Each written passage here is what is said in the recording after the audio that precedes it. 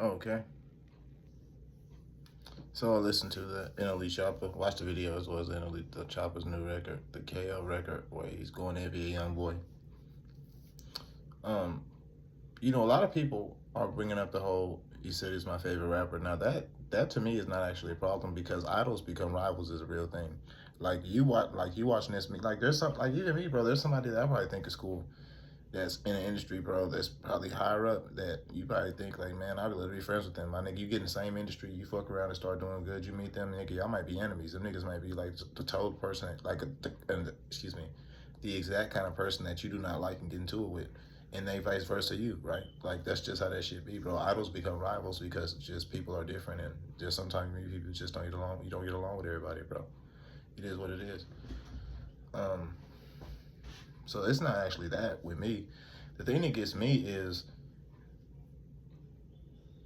in the record, you say what be a young boy is putting out an image and poisoning the youth.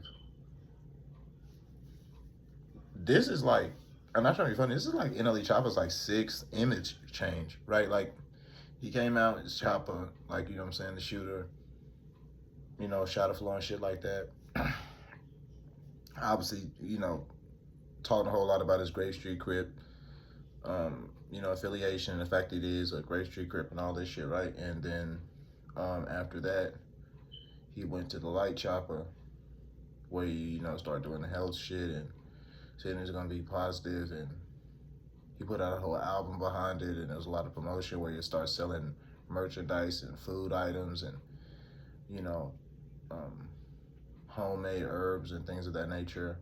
And then he went back to the Gangster Chopper, and then he went to like this freaked off version, like when Sexy Red came out, he was a big part of her rollout, stuff like that. And he dropped a lot of that music talking about the freaky shit. Even last year he dropped the whole, the record on TikTok where he said, "Let me nut on your butt." That's a lot of people know that. That's a Nelly Chopper record. Right? And then he went back to the gangster shit. And then just now, he cut his hair bald and went back on some positive shit. But even in the song, you talk about stepping on him and you gonna catch him and like that. That's the thing, right? Even when it comes to the support and the appeal of why NBA YoungBoy has more support and appeal than like an Elite Chopper. And while you've done all those changes, NBA YoungBoy has just been authentically himself. Or even if what you're saying, presenting himself this entire time, right? He's not switched up or changed. And that authenticity, that realness, that honesty, because what you like, we've seen enough crazy shit go down. People get hurt and killed. This nigga actually go to prison. I don't understand why people still like I don't even like people. This is why I say we gotta stop. We gotta stop acting like being a gangster is a good thing, or something cool or something to strive towards. That's why it's so hard for people to admit that this nigga is a gangster. Like it's not a problem for me to admit a nigga that's a gangster is a gangster. That's not something I want to aspire towards. That's not something I want my kids to be. That's not something I think that you should be, right? And you know what I'm saying, vice versa. It's just what it is, bro. So it is when we've seen enough shit go down, right? And it's just like this nigga's being authentically himself. That authenticity is why them tours are so packed, why people love him, because even if they can't relate to what he's saying, they can relate to the authenticity and the honesty and the just transparency that he has as an artist and as a person with whatever he's going through. This is the same guy that's talked about having a lot of children, contracting a sexually transmitted disease, getting cheated on by his baby mama, cheating, going to prison, the struggles of going to prison. I think he has a song where he talked about, doing ice while he was in prison. So that honesty, that transparency, that's going to attract and appeal, and be relatable to more people than all the different changes that Emily Chavez went through. And even with the diss record and shit like that, you talking about the same kind of shit he rap about, stepping on niggas, catching niggas, how niggas ain't really about what they talking about. That's the same shit he does. That's why people keep calling, NLE Choppa a young boy clone. I don't think he is. I think the record was very, like, this is my thing. I think it was a wasted record in a way that I don't say he don't have to pull exactly what Manello did, but I think that record could have been like just put towards just talking about some cool shit, being a strong black man, bro, dating, uh, making money, being happy, like because it had a lot of great imagery. The Muhammad Ali scene, I guess that was supposed to be Muhammad Ali. The Tupac, visuals, obviously. Uh, even the slavery, even the visuals of slavery, having black people in unison together dancing. It could have been he could have rapped about something like it could have been a great video and a great even a beat. Like I thought the hook was hard, the singing, the homage to Michael Jackson was incredible.